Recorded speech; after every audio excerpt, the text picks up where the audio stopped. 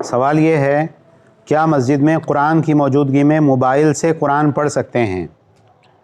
بہتر یہ ہے کہ جو مصحف ہوتا ہے نا، مصحف سے دیکھ کر آپ قرآن پڑھیں، موبائل میں نہ پڑھیں۔ یعنی اگر مسجد کے اندر یا گھر میں مصحف ہے، قرآن کا نسخہ موجود ہے، تو ایسی صورت میں موبائل سے قرآن دیکھنے کی بجائے مصحف سے آپ قرآن پڑھیں۔ ہاں، آپ سفر میں ہیں، کوئی اور ایسی جگہ پہ ہے جہاں پہ مصحف موجود نہیں ہے، تب ایسی صورت میں موبائل فون میں جو اپلیکیشن ہوتی ہے اس کی مدد لے کر اس سے قرآن آپ پڑھ سکتے ہیں۔ قرآن کو چھونا، قرآن کو ہاتھ میں پکڑنا اور اسی طریقے سے جو ہے قرآن سے تلاوت کرنا، یہ ایک مستقل عبادت ہے۔ آپ غور کریں کہ موبائل اگر آپ کے ہاتھ میں ہے تو وہ مصحف نہیں ہے، وہ موبائل ہے، اس کے اندر قرآن ہے۔ لیکن اگر قرآن آپ کے ہاتھ میں ہے تو وہ کیا چیز ہے؟ وہ قرآن ہے، اللہ کی کتاب ہے، اور اس کی طرف دیکھنا، اس کو پڑھنا، یہ ایک مستقل عبادت ہے۔ اس کو چھونے کے لیے طہارت ضروری ہے، وضو ضروری ہے۔ تو اس اعتبار سے کیا ہوتا ہے، اس طرح کی چیزوں کی وجہ سے، موبائل فون کی وجہ سے، اس طرح کی ایپ کی وجہ سے مصحف ختم ہوتے چلے جا رہے ہیں۔ میں ضرورت ہی نہیں ہے، قرآن ہے میرے موبائل میں اپنے موبائل میں سے قرآن دیکھ کے پڑھ لوں گا، تو یہ بہتر نہیں ہے، بلکہ مصحف میں سے دیکھ کے پڑھنا چاہیے۔ انسان کا باقاعدہ ایک نسخہ ہونا چاہیے جس میں سے وہ قرآن پڑھے۔ حضرت عثمان رضی اللہ تعالیٰ کے پاس میں 2 قرآن بوسیدہ ہو کر پھٹے تھے، اتنا وہ پڑھتے تھے، بار بار قرآن پڑھتے تھے کہ وہ قرآن بوسیدہ ہو کر وہ نسخہ پھٹ گیا تھا۔ تو خاص طور سے ہمارا قرآن کا ایک نسخہ ہونا چاہیے۔ سجدہ سہو کب لازم ہوتا ہے؟ تو یہ سوال قرض ہے، اس سے پہلے بھی میں نے کہا تھا کہ ایک مستقل ہم انشاءاللہ درس میں لیں گے اس کو، مغرب میں یا پھر عشاء میں، کیونکہ اس کی بہت ساری صورتیں ہیں، تو انشاءاللہ اس کو ایک اگلے درس میں لیں گے۔ اچھا، ایک بچے کا سوال، انہیں ان کے دوست عجیب و غریب انداز میں چڑھا رہے ہیں، انہیں کیا کرنا چاہیے؟ بہتر ہے کہ صبر کریں اور اپنے والدین سے کہیں، اور جو بچے چڑھا رہے ہیں تو وہ ان کے ذمہ داروں سے کہے یا استاد سے کہے، جہاں پر کلاس وغیرہ کے اندر ہے اس طرح کی کوئی حرکت کر رہا ہے تو بڑا آدمی اس کو کنٹرول کر لیتا ہے۔ خود سے کوئی اقدام نہیں کرنا چاہیے، مار پیٹ نہیں کرنا چاہیے، لڑائی نہیں کرنا چاہیے، اس کی وجہ سے بہت سارے مسائل پیدا ہوتے ہیں۔ کیا رکوع ملنے سے رکعت ہوتی ہے؟ اس میں اہل علم کے درمیان میں اختلاف ہے۔ اکثر اہل علم اس بات کی طرف گئے ہیں کہ رکوع ملنے سے رکعت مل جاتی ہے۔ پھر یہ کہ بھئی اس کو قیام نہیں ملا، اس کو سورہ فاتحہ نہیں ملی، تو یہ ایک استثنائی صورت ہے۔ حضرت عبداللہ ابن مسعود رضی اللہ تعالیٰ کا اثر ہے کہ وہ نماز کے لیے مسجد میں آئے اور اس وقت میں امام صاحب رکوع میں تھے، تو وہ اور ان کا ساتھی رکوع کے اندر مل گئے پہلی رکعت کے۔ تو اس کے بعد میں پھر یہ ہے کہ جب سلام پھیرا امام نے تو حضرت عبداللہ ابن مسعود نے اپنی نماز ختم کر دی، اور ان کا ساتھی کھڑے ہو کے اس نماز کو پورا کرنا چاہا انہوں نے، تو انہوں نے ان کا کپڑا پکڑ کے کھینچا اور کہا، بیٹھ جاؤ، ہم نے نماز پا لی تھی۔ اس میں صحابہ کے اور دیگر آثار بھی ہیں۔ البتہ امام بخاری رحمہ اللہ وغیرہ کا موقف اس سلسلے میں یہ ہے کہ رکوع ملنے سے رکعت نہیں ملتی۔ کیوں؟ اس لیے کہ 2 ارکان چھوٹ گئے، ایک قیام چھوٹ گیا اور ایک سورہ فاتحہ چھوٹ گئی جو رکن ہے۔ تو اب اس میں اہل علم کے درمیان میں بہت اختلاف ہے۔ اس میں جس قول کی طرف انسان کا رجحان ہو، جو اس کو زیادہ صحیح بات لگے، اس پہ عمل کر سکتے ہیں، انشاءاللہ کوئی مسئلہ نہیں ہے۔ خطبہ جمعہ میں اجتماعی دعا کیوں صحیح جبکہ عام طور پر غلط کہتے ہیں؟ خطبہ جمعہ میں اجتماعی دعا اس لیے صحیح ہے کہ اللہ کے نبی صلی اللہ علیہ وسلم سے خود خطبہ جمعہ کے اندر اجتماعی دعا کرنا ثابت ہے کہ اللہ کے نبی صلی اللہ علیہ وسلم بہت سی مرتبہ خطبہ جمعہ کے اندر آپ دعا کرتے تھے لوگوں کے لیے۔ جو مشہور حدیث ہے کہ ایک صحابی آئے، انہوں نے کہا، اللہ کے نبی بارش نہیں ہو رہی اور بالکل جو ہے فصلیں اجڑ گئی اور جانور مر رہے ہیں، تو اللہ کے نبی صلی اللہ علیہ وسلم ممبر پر تھے، آپ نے وہاں دعا کی اور اس کے بعد میں بارش ہو گئی۔ پھر اگلے ہفتے وہی صحابی آئے، کہا، اللہ کے نبی بہت بارش ہو گئی، سیلاب آ گیا اور فلاں فلاں کام ہو گئے، تو اللہ کے نبی صلی اللہ علیہ وسلم نے پھر دعا کی کہ اللہ تعالیٰ اس بارش کو ہمارے اطراف میں برسا، ہمارے اوپر نہ برسا۔ تو خطبہ جمعہ کے اندر اجتماعی دعا ثابت ہے، اور عام حالات میں فرض نمازوں کے بعد اجتماعی دعا ثابت نہیں۔ ایسا نہیں ہوتا تھا، کسی حدیث میں آپ کو یہ نہیں ملے گا کہ اللہ کے نبی صلی اللہ علیہ وسلم جب فرض نماز پڑھا لیتے تو 2 طریقے ملتے ہم لوگوں کو۔ 2 طریقے کون سے؟ کہ بھئی جو فجر کی نماز ہوتی ہے یا مثال کے طور پر عصر کی نماز ہوتی ہے، تو فجر کی نماز کے بعد میں یعنی اب تو ٹھیک سے یاد بھی نہیں، کافی زمانہ ہو گیا پیچھے پڑے ہوئے، لیکن یہ ہے کہ بھئی کبھی ایسا ہوتا کہ تسبیحات پڑھتے اور تسبیحات پڑھ کے پھر اجتماعی دعا کرتے۔ بعض نمازوں میں ایسا ہوتا، اور جن نمازوں میں اس کے بعد میں سنتیں ہیں تو اس کے بعد میں وہ کیا کرتے، جیسے امام صاحب سلام پھیرتے تو وہ فوراً ہاتھ اٹھا کے دعا کرنا شروع کر دیتے، اور مقتدی بھی سب ہاتھ اٹھا کے دعا کرتے ہیں، امام صاحب دعا ختم کرتے، مقتدی بھی دعا ختم کر دیتے۔ تو اللہ کے نبی صلی اللہ علیہ وسلم سے اس کا ثبوت نہیں ہے۔ اگر اس کا ثبوت ہوتا تو ہم بولتے ٹھیک ہے یہاں بھی کرو، لیکن وہاں ثبوت ہے خطبہ جمعہ میں، یہاں ثبوت نہیں ہے، اس لیے ہم کو عام نمازوں کے اندر اجتماعی دعا نہیں کرنا چاہیے، کیونکہ یہ اللہ کے نبی صلی اللہ علیہ وسلم سے ثابت نہیں۔ کیا برتھ ڈے منانا صحیح ہے؟ سالگرہ منانا صحیح نہیں ہے، اور ابھی اس کا ایک اسلامی ویژن آیا۔ اسلامی ویژن کیا ہے؟ اچھا آپ کا برتھ ڈے ہے تو آپ کیا کرو، آپ روزہ رکھو، اور روزہ رکھنے کے بعد میں آپ کیا کرو، خوب صدقہ خیرات کرو، 2 رکعت نماز پڑھ کے اللہ سے دعا کرو۔ یہ کیا ہے؟ یہ برتھ ڈے منانے کا اسلامی ویژن ہے، اور یہ بھی غلط ہے، یہ زیادہ غلط ہے، اس لیے کہ اس میں کیا ہے، یہ بدعت ہے۔ اللہ کے نبی صلی اللہ علیہ وسلم ہر پیر اور جمعرات کا روزہ رکھتے تھے، تو صحابہ نے پوچھا آپ کیوں رکھتے؟ تو آپ نے اس میں اور بھی وجوہات ہے، اس میں سے ایک وجہ یہ بتائی کہ آج کے دن میری پیدائش ہوئی تھی، لیکن صرف یہی وجہ نہیں بتائی، بلکہ آپ نے کیا کہا، آج کے دن اعمال اللہ کی بارگاہ میں پیش ہوتے ہیں، تو میرا عمل پیش ہو تو میرا دل چاہتا ہے کہ میں روزے سے ہوں۔ تو صرف جو ہے میں پیدا ہوا تھا اس لیے میں روزہ رکھ رہا، ایسا نہیں، اور سال میں ایک بار اللہ کے نبی نہیں رکھتے تھے، ہر ہفتے رکھتے تھے۔ تو اصولی طور پر تو یہ ہونا چاہیے کہ بھئی ٹھیک ہے آپ پھر روزہ رکھنا چاہ رہے اس حدیث کو مان کے، تو آپ جمعرات کو پیدا ہوئے تھے تو آپ ہر جمعرات کو روزہ رکھیں، آپ بدھ کو پیدا ہوئے تو ہر بدھ کو روزہ رکھیں۔ اب ظاہر سی بات ہے یہ تو نہیں ہوگا، تو یہ کرنا نہیں چاہیے۔ اچھا پھر وہ جو بیوقوفی ہے کہ بھئی ٹھیک ہے کیک لے کے آئے اور پھر سب مل کے گا رہے ہیں، اور پھر آج کے دور میں تو کیا ہو رہا ہے کہ بھئی وہ باہر جمع ہو رہے ہیں، اور وہ بھی کون سے ٹائم میں؟ بالکل آدھی رات کو، 10:30 11 بج گئے، شریف لوگ سب جو ہے کھا پی کے سو گئے نماز پڑھ کے، اب یہ سارے بالکل جو ہے یعنی نوجوان، اور پھر کیا ہے وہاں پہ میوزک چل رہی ہے، وہاں پہ پٹاخے پھوٹ رہے ہیں، اور وہ جو کیک کھانے کی چیز ہے اس کو لے کے کیا کر رہے ہیں، ایک دوسرے کے منہ پہ مل رہے ہیں۔ تو یہ مطلب کیا ہے، یہ گناہ بھی نہیں ہے، یہ شیطانیت ہے۔ اللہ کی رزق کی بے حرمتی، میوزک، گانا بجانا، اور دیر رات تک جو ہے جاگ کر آوازیں کر کے لوگوں کو پریشان کرنا، یہ کیا ہے؟ یہ شیطانیت ہے۔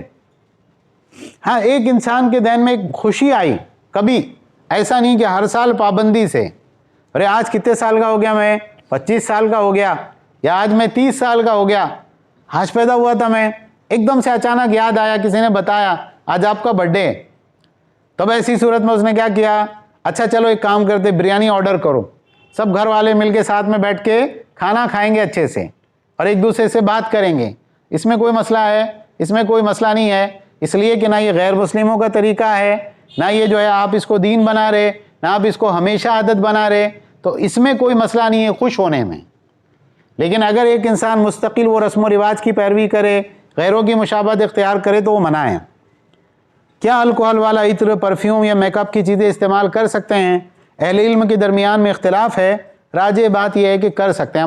ہماری جو تحقیق ہے اس کے مطابق یہ ہے کہ الکوہل والا پرفیوم بھی آپ استعمال کر سکتے ہیں، اس لیے کہ وہ کیمیکل فارم میں ہوتا ہے، وہ شراب نہیں ہوتی کہ بھئی شراب ہے، شراب کے اندر کوئی چیز ڈال دی گئی یا شراب کو کسی چیز میں ملا دیا گیا، وہ چیز نہیں ہوتی، اس اعتبار سے آپ استعمال کر سکتے ہیں۔ سورہ فاتحہ نماز میں پڑھنا کیسا ہے؟ امام صاحب کی تلاوت کرتے ہوئے تلاوت کرنا جائز ہے یا نہیں؟ سورہ فاتحہ نماز کے اندر پڑھنا فرض ہے۔ اللہ کے نبی صلی اللہ علیہ وسلم نے فرمایا لا صلاۃ لمن لم یقرأ بفاتحۃ الکتاب، اس آدمی کی نماز ہی نہیں ہوتی جو نماز کے اندر سورہ فاتحہ نہ پڑھے۔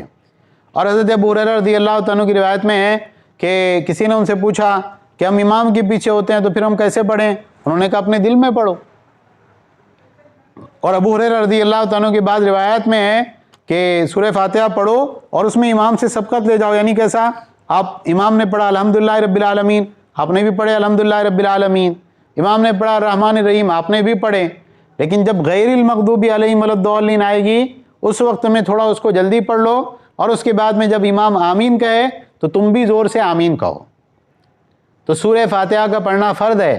ہاں جب سورہ فاتحہ آپ نے پڑھ لیے اور امام زور سے قرات کر رہا ہے، اب اس کے بعد خاموش ہو کے اس کی قرات سننا چاہیے، اب زور سے نہیں پڑھنا چاہیے، ٹھیک ہے؟ قرآن کو ترجمے کے ساتھ اکیلا پڑھنا کیسا ہے؟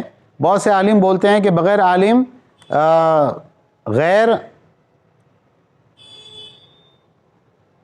حافظ ترجمہ نہیں، غیر جو ہے حافظ ترجمہ نہیں پڑھنا۔ بہرحال سوال کا اصل سمجھ میں آ گیا۔ دیکھیے صرف ترجمے سے بات سمجھ میں نہیں آتی، قرآن کی بہت سی معتبر تفاسیر ہیں، ایسی تفسیر جو سلفی علماء نے لکھی، قرآن حدیث کے ماننے والے ماہر علماء نے، تو آپ قرآن کو پڑھ سکتے ہیں، اس کا ترجمہ بھی پڑھ سکتے ہیں، اس کی تفسیر بھی پڑھ سکتے ہیں، لیکن قرآن کی تفسیر بننے کے بعد پڑھنے کے بعد میں آپ عالم نہیں بن جاتے۔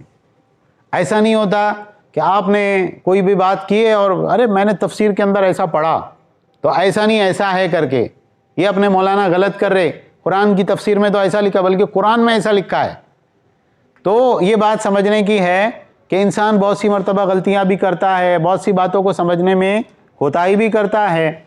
تو جو اہل علم ہے، جو قرآن کی تفسیر پہ جنہوں نے کام کیا، بہت سارے علماء کے آڈیو ویڈیو دروس موجود ہیں تفسیر کے اوپر، الگ الگ جو ہے قرآن کی الگ الگ صورتوں کے اوپر، تو وہ بھی آپ سنیں، اور جو قرآن کی تفسیر آپ پڑھ رہے ہیں اس کے اندر کوئی بات سمجھ میں نہیں آ رہی اس کو نوٹ بھی کریں، عالم سے پوچھے بھی کہ یہ چیز ہے، یہ بتائیے یہ سمجھ میں نہیں آیا یہ پوائنٹ، تو وہاں پر اس کو سیکھے بھی۔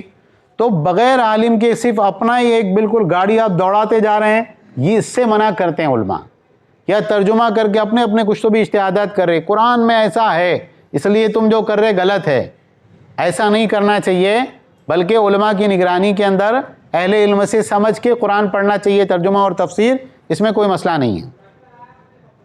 یاد رکھیے اس بات کو کہ بہت سارے لوگ قرآن پڑھ کے گمراہ بھی ہوئے۔ کیوں گمراہ ہوئے؟ اس قرآن کی وجہ سے گمراہ نہیں ہوئے، قرآن کو انہوں نے اس طریقے سے نہیں پڑھا جیسے صحابہ نے پڑھا۔ صحابہ نے کیسے پڑھا؟ ان کو سب کو ایک ایک نسخہ دے دیا گیا کہ بھئی یہ لو اور پڑھ کے تم صحیح راستے کے اوپر آ جاؤ، ایسا ہے؟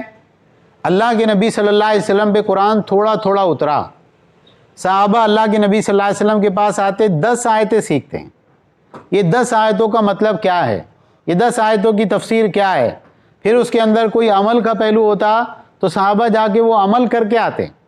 اچھا صدقہ کرنے کا حکم دیا اللہ تعالیٰ نے، چلو ہم صدقہ کر کے آتے ہیں، جب وہ عمل میں آ جاتے، ان کے علم میں آ جاتی اچھی طریقے سے، اب اس کے بعد آگے جا کے وہ 10 آیتیں سیکھتے تھے۔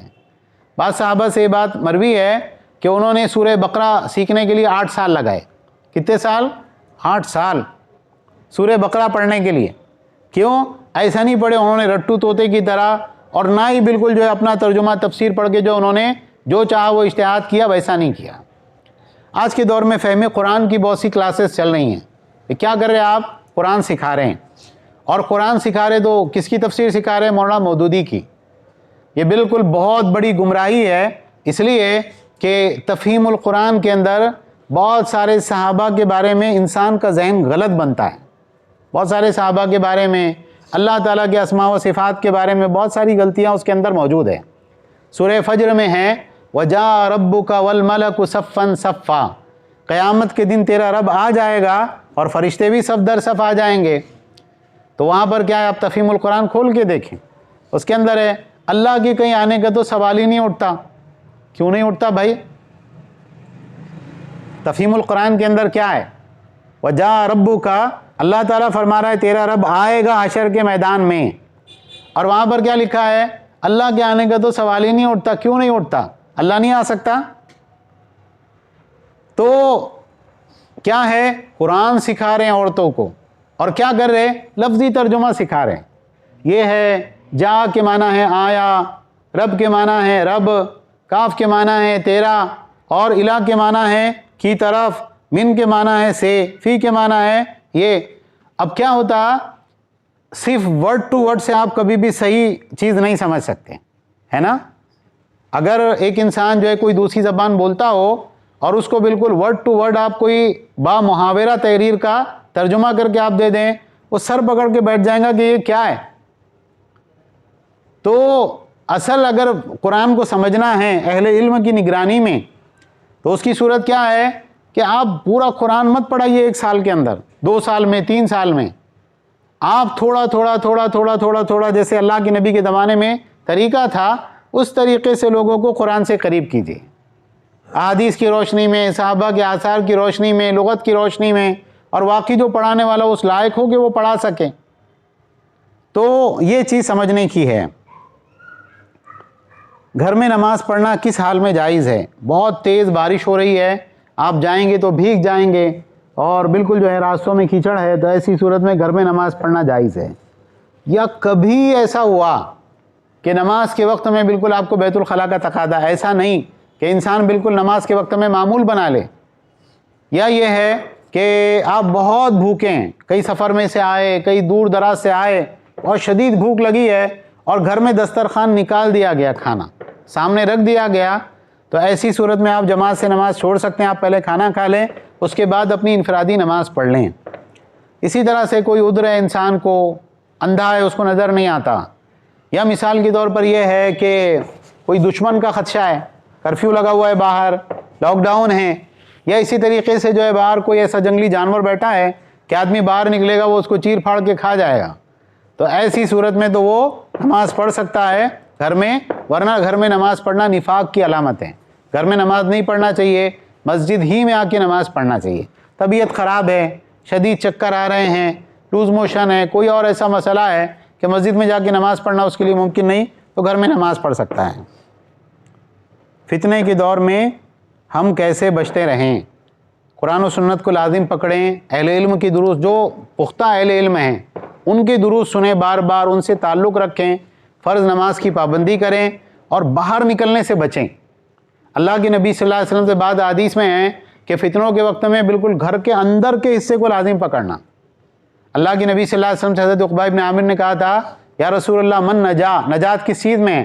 آپ نے کہا کہ اپنی زبان کو کنٹرول میں رکھنا، اور اپنے گناہوں پر آنسو بہاتے رہنا، اور اپنے گھر کو لازم پکڑنا۔ تین چیزیں اللہ کے نبی صلی اللہ علیہ وسلم نے بتائی تھی، اور کہا تھا یہ چیز ہوگی تو تم نجات پا جاؤ گے۔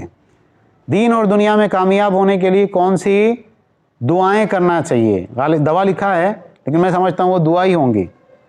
ربنا آتنا فی الدنیا حسنہ وفی الآخرۃ حسنہ وقنا عذاب النار، یہ سب سے اچھی دعا ہے جو انسان کو دل سے کرنا چاہیے، اور گناہوں سے بچنا چاہیے۔ جتنا آپ گناہوں سے بچیں گے اتنا آپ دین اور دنیا میں کامیاب ہوں گے۔ گناہ انسان کی آخرت تو خراب کرتے ہی کرتے ہیں، گناہ انسان کی دنیا بھی خراب کرتے ہیں۔ انسان کو فوراً معلوم نہیں ہوتا، ایک پوڑی گٹکا سگریٹ پینے والا جو ہے، گٹکا کھانے والا، آپ اس ویلے ارے چھوڑ دو، ارے کچھ نہیں ہوتا۔ پھر اس کے بعد میں کیا ہوتا؟ چھوڑ دو بھائی، کچھ نہیں ہوتا۔ پھر اس کے بعد میں 5 سال 10 سال 20 سال کچھ نہیں ہوا، پھر کیا ہو گیا؟ کینسر ہو گیا۔ پھر کینسر ہونے کے بعد میں کیا ہوتا؟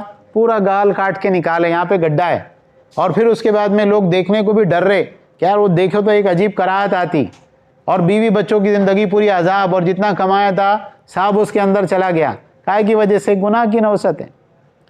بہت سارے لوگ جو ہے غلط قسم کے تعلقات کے اندر پڑتے ہیں، بہت سارے لوگ فون پہ غلط قسم کے جو ہے یعنی یہ کام کرتے ہیں، اس کے بعد میں پکڑے جاتے ہیں، اس کے بعد ان کو سزا ملتی ہے۔ تو گناہ جو ہوتے ہیں، گناہ صرف آخرت خراب نہیں کرتے، دنیا بھی خراب کر دیتے ہیں۔ ٹھیک ہے، میرے خیال میں سوال کمپلیٹ ہو گئے۔ اللہ تعالی ہم کو اپنی اصلاح کی توفیق دیں۔ سبحانک اللہم و بحمدک، اشہد ان لا الہ الا انت، استغفرک و اتوب الیک۔